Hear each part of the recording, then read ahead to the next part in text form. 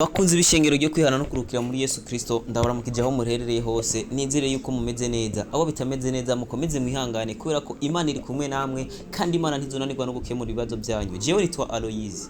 ndabashimira kuba mufata umwanya wanyu mugakurikira imbuga za Apotre Joseph Nduwimana kubera yuko ndizira ko hari ibitangaza byinshi mugena mubona ishengero ryo kwihana no kurukira muri Yesu Kristo riberamo ibitangaza byinshi bigiye bitandukanye namwe ngira ngo muba mumaze kuvyibonera abakurikira imbuga za Apotre Joseph Nduwimana abatazikurikirana nabo reka ndabacire ku mayange muri Repentance ishengero ryo kwihana no kurukira muri Yesu Kristo habera ibitangaza byinshi ndamaze kuvyibonera jewe n'amaso yanje narabonye abantu badahwa inzembe narabonye abantu badahwa imisumari narabonye abantu badahwa inyongori narabonye abantu baje bagwaye amakansere bagakira narabona abantu baje badatambuka bagataha batambuka narabyiboneye abantu baje bagwaye ibibyimba mu nda bagataha byakize niyo mpamvu rero ndabishingira intahe wowe utarakora subscribe kuri Apotre Joseph Nduwimana kora subscribe kugira ngo nawe ugende uramenya ahabera ibitangaza ugende uramenya aho abantu benshi bagenda bakirira kugira ngo nawe niwagira ikibazo ugira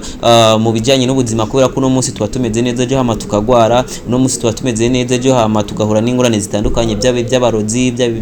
bigiye bitandukanye imiyaga mibi ukamenya ngo muri Repentance ndagenda bansengere kandi nta nkize nkuko rero mubibona imbere yanyu ndi kumwe n'undi mutama nawe kuba yicaye ngaha ni kubera ko afise byinshi agomba kuvuga ni kubera yuko hari ntahe nawe yahuriye nayo muri Repentance kubw'ibyo rero sinobicisha amajambo reka mbanze ndamwakira ndamusabe abaramutse yongera nabidondore karibu mutama mwitwa bande mugize cyane mwitwa Nyabenda Vitali ego uka muri commune Mugeshashi bo jewe nagiye kwa muganga abantora amaguti bantora amafigo bantora diabete umuganga arwaye dukundanye tumenyeranye ndamutelefone ndamubwiye ibyo ashambira ngo ngende ngurisha ibyo mfise ngo ngiye niganduke ko go sinzokira none naho n'umudamu umwe arambarira ati eka ntiwihebure ngo no gutwara ahantu nakiriye nanje nari ngwaye umutima abaganga bamaze kunyirukana nkaza muri iryo sengero ryo kuri Repentance kumutakura ubu ndarakize ndi muzima niwe yacazana ngaha rero ndahamaze amezi 2 bansengera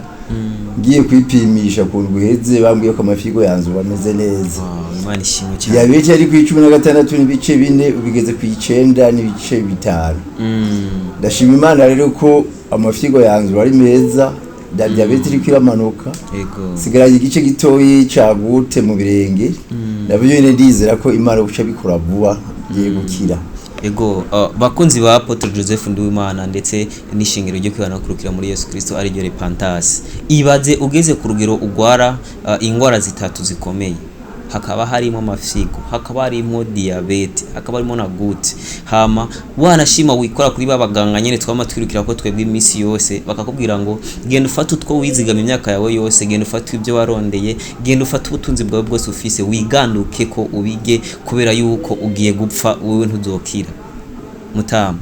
bamaze kukubwira ko utazokira wewe muri wowe wiyumva gute narihewe ndabiya n'umuryango wanje muhira yambara jewe ngiye gupfa ariko nzopfira imbere y'Imana ndi mu mashengesho kandi Imana yashobora kungiza nkarokoka niko byagenze nje ndaza ngaha rero bansengeye barasengera umuryango ukamaza ati bumva gute babwiye ndi jewe baje muri ndire gatoyi ndazi ko babwira ikintu kizima kandi ngiye kuzokira vuba yego niko byagenze yego nuko ingwara ya mbere ari y'amafigo ibirakiziragiye neza cyane wabimereye neza kana diabete birikiragenda igeze ku 9 yari muri 17 16 no kuvuga naho no gushima Imana ibintu biriko biragenda neza mu muryango bamaze kumva ko wakize ukababwira ati je nta mafigo nkigwaye kana diabete je ntayo ndumva nakize mu muryango bavyakiriye cyane gose yego baratamba bisabara 8 batambiye rimwe umutama wacu nakigiye Imana yamurokoye baranejerewe cyane gose bumvise ko ingwara ya mbere yaheze y'amafigo kandi nanje mu ngwara natinya cyane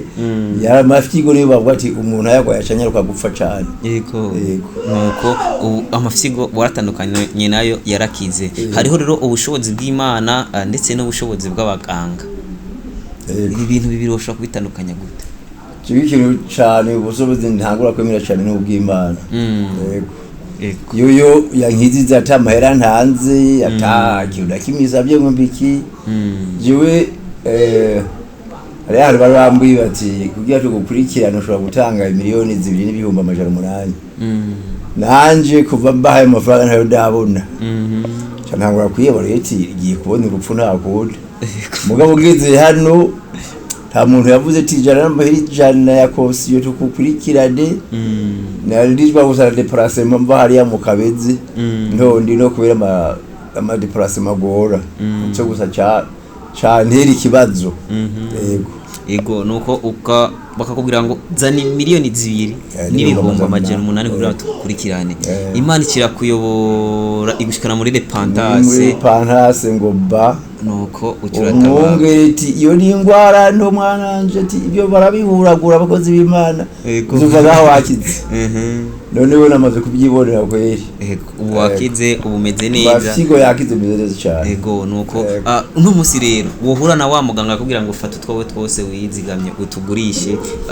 wo mubwira gute umuganga twohura zibime sinzi nkaba nanarogotsa ariko Imana imbabarire no rogotsa ndamubonye kubera yambwiye ati ibigandukiko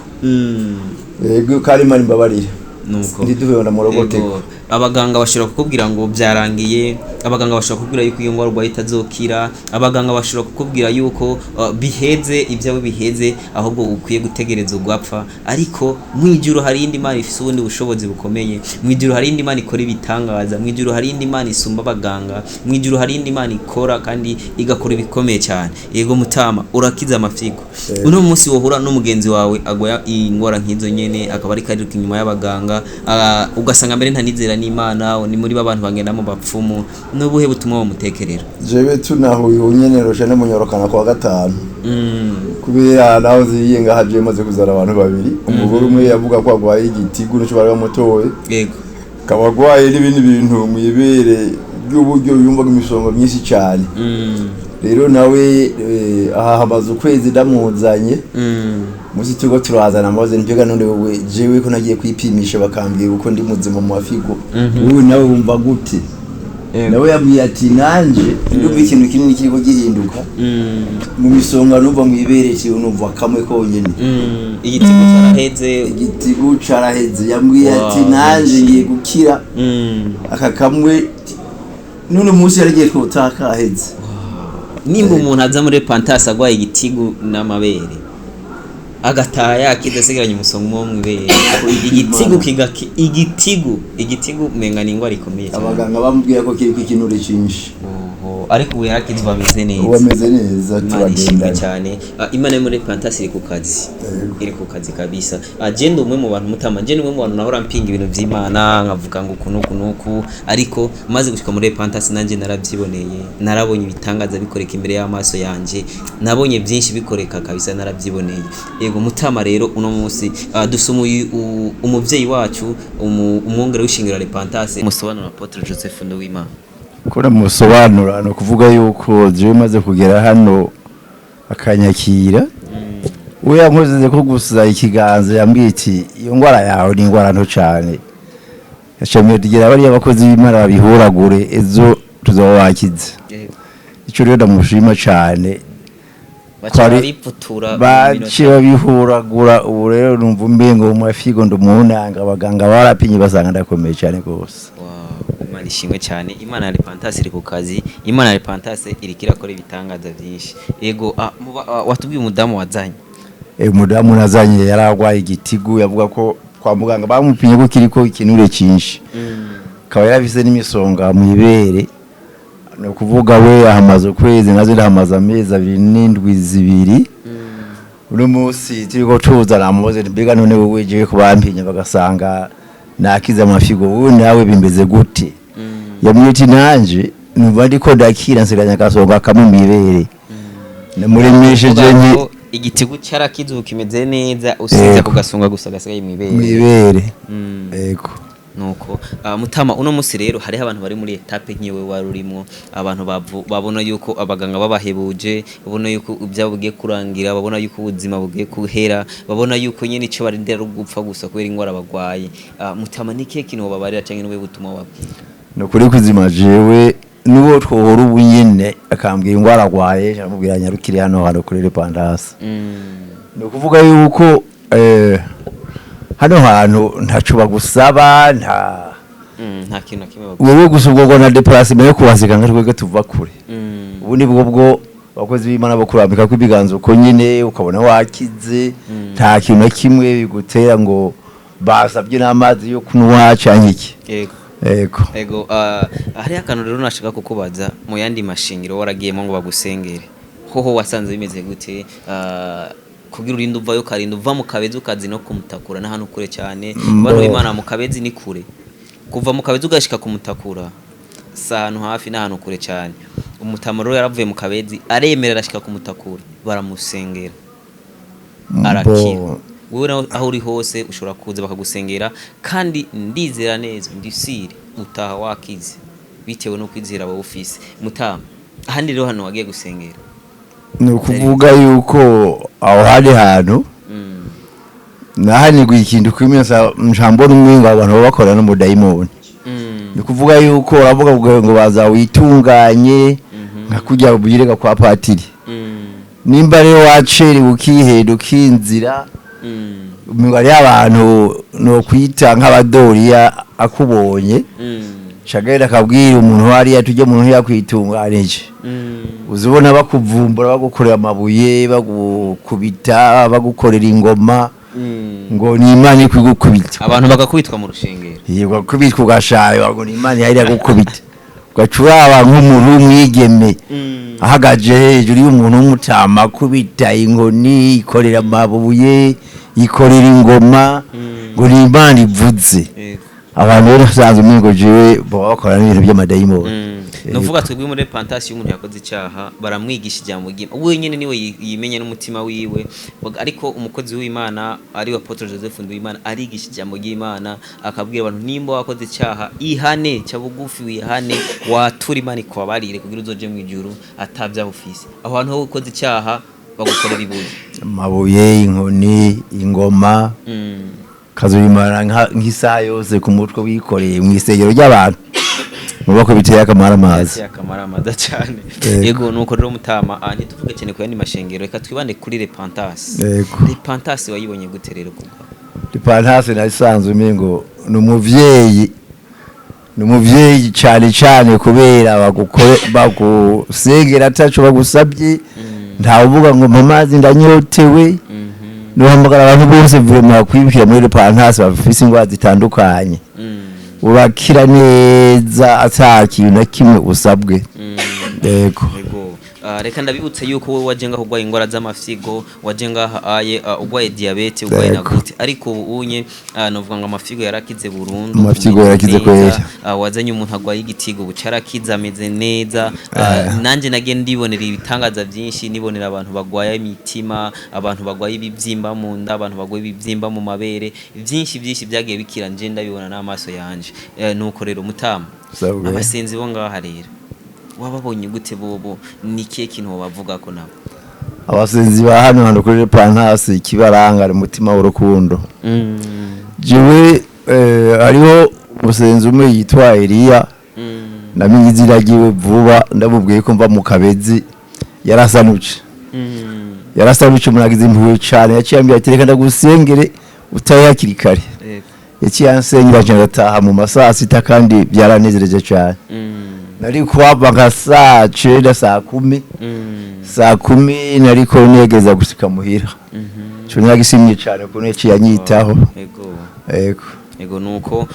ngira impamagare mwebwe mwese mugwaye ingwara mumaze kubona yuko umenga byarangiye mumaze kubona yuko abaganga atakintu na kimwe bafise cyo kubafasha abaganga babagengo ni mugende twananiwe abaganga bamaze kubaha ibintu bagavuga ati nta miti tugifise yo bakiza mwebwe ingwara zanyu ntitizigira zikira ni mwitahire ibyanyu byaheze ingo kuri Repentance bagusengere ingo kuri Repentance bakurambike kibiganza ndizera neza yuko uzokira ugataha umeze neza iyo ngwara yawe igakira